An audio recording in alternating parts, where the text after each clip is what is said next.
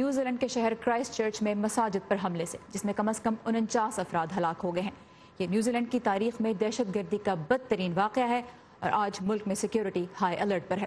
Police نے 3 افراد کو حراست میں لیا ہے اور ان میں سے ایک نوجوان کو ہفتے کے روز قتل کے الزام میں عدالت میں پیش کیا جائے گا۔ پولیس کے مطابق فائرنگ جمعے کی نماز کے وقت مسجد النور اور اس سے 3 کلومیٹر دور واقع ایک اور مسجد پر کی گئی۔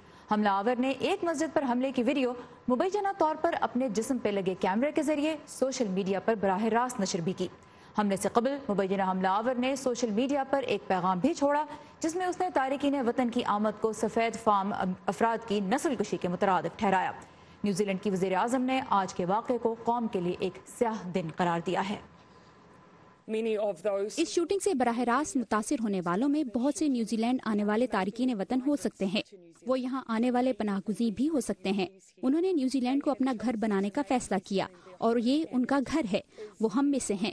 جس شخص نے یہ تشدد کیا وہ ہم میں سے نہیں۔ اس کی نیوزی لینڈ میں کوئی جگہ نہیں۔ نیوزی لینڈ میں ایسے انتہا پسند اور بے مثال تشدد کی کوئی جگہ نہیں۔